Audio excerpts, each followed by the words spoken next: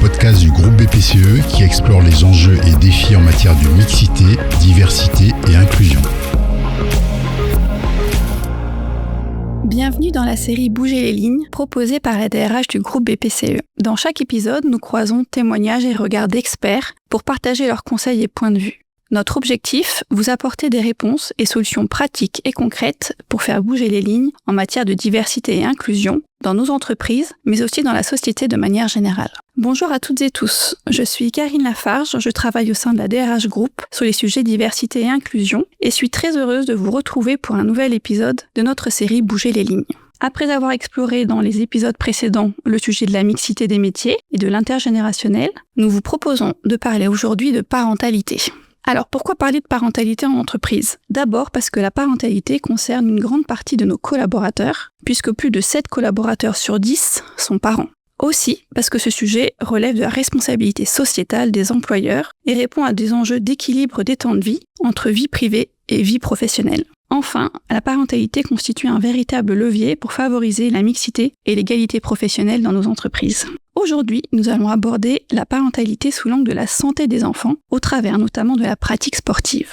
Parler sport, c'est aussi faire écho à notre engagement historique dans le domaine, qui se concrétise par un soutien aux acteurs de la filière du sport, et puis par l'accompagnement de près de 180 athlètes et para-athlètes dans la réalisation de leurs projets sportifs et personnels. Avant de donner justement la parole à une sportive de haut niveau soutenue par le groupe, nous avons eu envie d'entendre les enfants de collaborateurs et collaboratrices nous parler justement de leur pratique du sport. Je vous laisse découvrir ce micro-trottoir et remercie les sportifs en herbe ainsi que leurs parents qui se sont prêtés à l'exercice. Je m'appelle Mathis, j'ai 12 ans. Je fais du handball et j'en fais 3 fois par semaine. J'aime l'esprit d'équipe, y a beaucoup de techniques et il faut être un peu physique. Alors je m'appelle Cassie, j'ai 10 ans. Je fais de la danse classique depuis mes 6 ans, le mercredi et le jeudi au conservatoire. Ça m'a appris beaucoup de souplesse et je trouve ça beau, gracieux et voilà. J'ai 3 ans. Comment t'appelles-tu ? Samuel, et Fobo et puis Sido. Je m'appelle Lola, j'ai 7 ans. Après avoir fait de la danse, du hip-hop, j'entame ma 2e année de gymnastique. J'aime car c'est une activité variée qui fait travailler ma souplesse. On fait du sol, de la poutre, des barres parallèles. Ce que j'adore le plus, c'est faire la roue tout le temps. 7 ans et mon prénom est Lucas. Ça permet de gagner des trophées. Je m'appelle Anna et j'ai 7 ans. Je fais de l'escalade, de la natation le mercredi. Et je fais de la danse le vendredi. Je m'appelle Esteban et j'ai 9 ans. Quand j'étais un peu plus jeune, je regardais beaucoup de matchs de rugby avec mon père et ça m'a plu, et beaucoup de matchs de tennis avec ma mère. Et donc du coup, j'ai choisi de faire ces sports. Bonjour, je m'appelle Ludivine et j'ai 11 ans. La natation, à l'école, on prenait des cours de natation et notre père nous a appris à nager. Donc j'ai voulu continuer. Et maintenant que je sais bien nager, j'aimerais apprendre à sauter d'un plongeoir. Pour évoquer les bienfaits de la pratique sportive et convaincre, je l'espère, les collaborateurs et collaboratrices qui nous écoutent d'encourager leurs enfants à faire du sport, je suis heureuse d'accueillir à ce micro une sportive passionnée, Alia Lutti, qui est membre de l'équipe de France d'escrime et qui a remporté 5 médailles lors des championnats d'Europe et du monde, dont 2 titres de championne du monde. Bonjour Alia. Bonjour Karine. Pour commencer, est-ce que vous voulez bien nous raconter comment vous avez découvert la pratique du sport, à quel âge et dans quelles circonstances, et peut-être aussi nous présenter en quelques mots votre parcours ? Moi, je suis issue de base d'une famille de sportifs de haut niveau. Donc, mes parents étaient sportifs de haut niveau. Ma mère en badminton et mon père en boxe. D'ailleurs, pour la petite anecdote, ils se sont rencontrés à l'INSEP, là où je m'entraîne actuellement. Et donc voilà, le sport, c'était vraiment c'était fondamental, de par toutes les valeurs qu'elle inculque. Et donc, j'avais pas le choix en fait. Ils m'ont direct mis dans le sport, mais après, ils m'ont laissé essayer plusieurs sports pour que j'ai le choix. Donc, j'ai essayé plusieurs sports. Et un jour, en bas de mon quartier à Grenoble, parce que je suis originaire de Grenoble. La ville de Grenoble organisait un événement chaque été qui permet de découvrir plusieurs sports. Et il y avait l'escrime. Et donc, moi, j'y suis allée avec mon petit frère. On connaissait pas du tout ce sport. Nous, c'était vraiment, natation, judo, les sports que tout le monde connaît, en fait. Et donc, voilà, j'ai mis un masque, j'ai tenu une épée. Et là, ça a tout de suite été un peu le coup de foudre avec ce sport. Et après, avec mon frère, on est allé voir mes parents. On a dit, voilà, c'est ce sport-là qu'on veut faire. Et à la rentrée en 2007, il me semble, et me voilà inscrite au club de Grenoble. Donc, à l'âge de 7 ans. Et depuis, alors, comment est-ce que vous avez évolué et quel est votre parcours ? Et depuis, j'ai pas lâché ce sport. C'est vrai que comme on était très sport dans la famille, c'était aussi surtout un équilibre en fait avec ce qu'on avait à côté, donc les études. Ça a toujours été le plus avec les études de base. Et en fait, c'est vrai que ça a pris de plus en plus de place parce que je faisais des résultats très tôt et donc j'ai été appelée à faire des compétitions de plus en plus loin.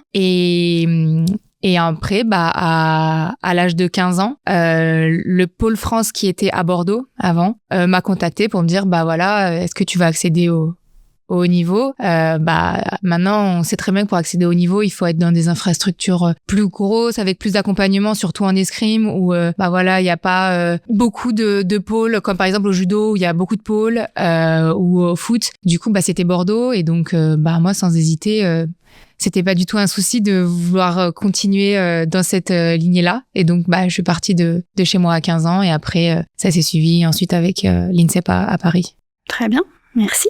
Donc, au regard de votre expérience, quels sont, selon vous, les avantages que vous voyez dans la pratique du sport, notamment chez les jeunes, que ce soit au niveau physique, bien sûr, mais aussi au niveau émotionnel ?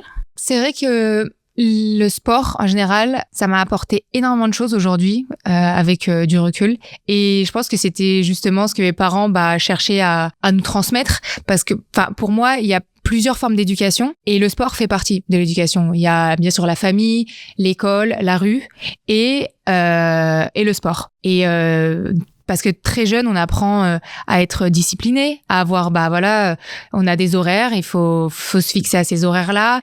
Il y a aussi se mélanger avec un groupe, apprendre à être plus sociable, à avoir cette cohésion d'équipe. Ça nous a apporté vraiment. Je dis quand ça nous a apporté parce que il y a aussi mon frère et que il y a aussi tous les gens aujourd'hui que je côtoie. Et c'est pour ça que aussi quand je suis partie à l'âge de 15 ans, les parents ils peuvent se dire c'est tôt pour partir à 15 ans, elle a toujours pas le bac. Mais personnellement, c'est comme si j'étais déjà préparée, comme j'avais commencé les sport tôt et que j'étais pas du tout paniquée. Pour moi, c'était logique et j'allais gérer parce que j'avais appris justement toutes ces valeurs-là très tôt.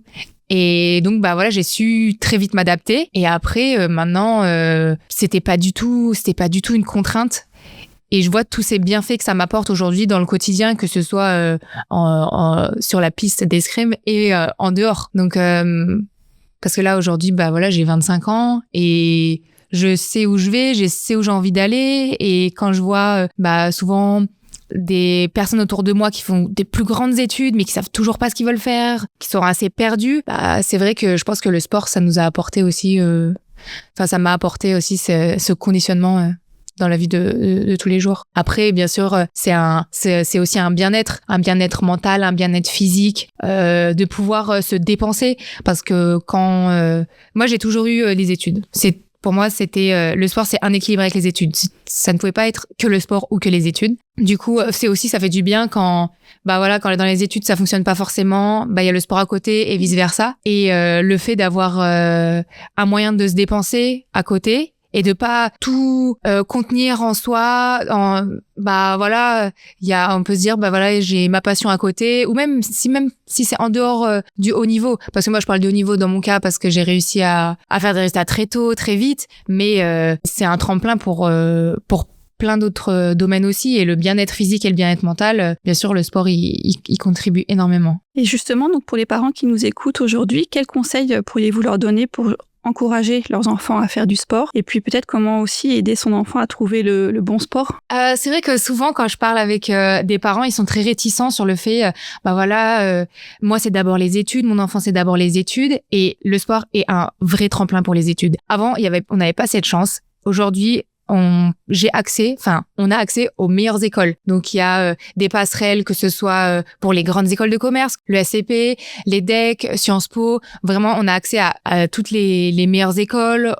C'est aussi être socialement à l'aise, être discipliné. Tout ça, on les apprend pas forcément à l'école, même si on continue dans les études, on est dans les meilleures écoles. Je trouve que le sport, ça nous apporte aussi un autre dans notre vie qui peut nous élever encore plus haut que si on avait juste les études. Donc c'est vrai qu'il faut faire confiance à son enfant. S'il dit qu'il a envie de faire du sport, c'est parce qu'il a un besoin de s'exprimer autrement que ce soit avec ses amis ou avec sa famille. Bien sûr, ça aussi ça aide beaucoup, mais le sport, c'est aussi autre chose. Et si je devais donner un conseil pour quel sport, c'est vrai qu'il faut vraiment pas brider l'enfant sur le sport un peu à prédéfinir pour l'enfant, parce que je sais que mon père, il voulait absolument que je fasse du tennis, parce que voilà, le tennis c'est beau, le tennis ça gagne beaucoup d'argent. Au final, j'ai jamais été aussi malheureuse en faisant du tennis. C'était vraiment horrible. Et donc voilà, après j'ai dit je veux pas faire ce sport, et l'escrime c'est venu comme ça, et en fait j'ai su tout de suite que c'était ce sport, mais voilà, j'ai essayé plein de sports avant de me dire c'est celui-là. Donc je pense qu'il faut vraiment laisser le choix à l'enfant là où il est le plus épanoui. Justement, est-ce que vous avez des anecdotes ou peut-être des expériences personnelles qui illustrent pour vous l'importance de se faire aussi plaisir dans la pratique sportive au quotidien? Alors moi, le mot plaisir, c'est un mot qui me parle énormément, parce que c'est vraiment le mot que je mets avant tout, même avant que ce soit la gagne, la combativité, parce que cette victoire que je cherche, bien sûr, parce qu'il faut se donner des objectifs, elle ne viendra pas s'il n'y a pas de plaisir. Enfin, dans mon mindset, c'est vraiment d'abord le plaisir, parce que je sais que si j'ai du plaisir dans ce que je fais, si j'aime ce que je fais, que c'est pas une contrainte, qu'on m'oblige pas, et tout ce qui est autour va suivre. Donc c'est vrai que plaisir, c'est super important. Après, ça va vraiment dépendre des gens, parce qu'il y en a, ça va être d'autres choses qui vont vraiment les animer. Mais dans mon cas, le plaisir, c'est quelque chose de super important. Et j'imagine que dans votre cas également, il y a effectivement tout l'entraînement sportif.